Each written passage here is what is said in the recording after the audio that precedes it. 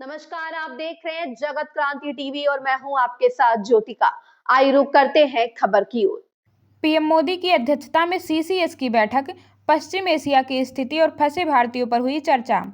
पश्चिम Asia में तेजी से बिगड़ते हालात के बीच भारत ने भी सुरक्षा और कूटनीतिक स्तर पर सक्रियता बढ़ा दी है। प्रधानमंत्री नरेंद्र मोदी ने केंद्रीय मंत्रिमंडल की सुरक्षा संबंधी समिति की बैठक की है। इसमें ईरान इजरायल संघर्ष क्षेत्र में फंसे भारतीय नागरिकों की सुरक्षा और भारत की रणनीतिक तैयारी की समीक्षा की गई है। प्रधानमंत्री नरेंद्र मोदी की अध्यक्षता में रविवार को कैबिनेट कमेटी ऑन सिक्योरिटी की हाई लेवल बैठक हुई है। प्रधानमंत्री आवास पर हुई अहम बैठक में रक्षा मंत्री राजनाथ सिंह, गृह मंत्री अमित शाह, विदेश मंत्री एस जयशंकर, वित्त मंत्री निर्मला सीतारमण, एनएसए अजीत डोभाल और विदेश सचिव विक्रम मिस्री मौजूद रहे। राजस्थान, गुजरात, तमिलनाडु और पुडुचेरी की 2 दिवसीय दौरे के बाद पीएम मोदी के रात करीब 9:30 बजे राष्ट्रीय राजधानी पहुंचने के तुरंत बाद सीसीएस की बैठक आयोजित की गई। भारत की सुरक्षा और रणनीतिक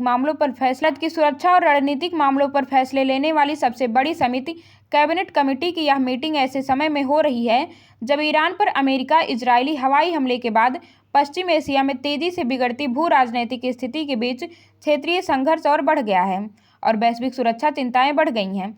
बता दें कि सीसीएस भारत की राष्ट्रीय सुरक्षा से जुड़े फैसलों के लिए सबसे बड़ी संस्था है, जिसमें प्रधानमंत्री और रक्षा, गृह, विदेश और वित्त मंत्री शामिल हैं।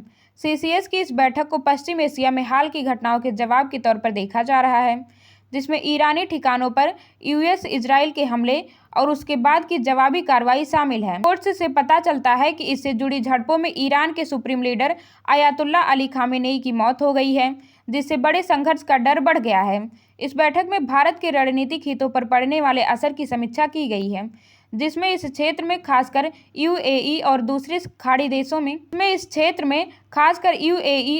खाड़ी देशों में भारतीय नागरिकों की सुरक्षा, एनर्जी सिक्योरिटी, समुद्री रास्ते और कूटनीतिक स्थिति शामिल है। पश्चिम एशिया संकट में भारत ने संतुलित रुख बनाए रखा है, अपने नागरिकों और आर्थिक संबंधों की रक्षा करते हुए तनाव कम करने की वकालत की है। सूत्रों का कहना है कि चर्चा में जरूरत पड़ने पर लोगों को निकालने के लिए इमरजेंसी प्लान, तेल की कीमतों पर असर और इंटरनेशनल साझेदारों के साथ तालमेल शामिल हो सकता है। फिलहाल पश्चिम एशिया का हवाई क्षेत्र लगभग बंद है। पश्चिम एशिया में सैन्य तनाव बढ़ने के कारण उड़ान सेवाएं बाधित होने से सैकड़ों भारतीय दुबई, दोहा और क्षेत्र के अन्य प्रमुख हवाई अड्डों पर फंसे हुए हैं, जिनमें से कई लोग सहायता के लिए भारतीय सरकार से अपील करने के लिए सोशल मीडिया का सहारा ले रहे हैं। इस खबर में बस इतना ही। बने रहिए जगत क्रांति टीवी के साथ।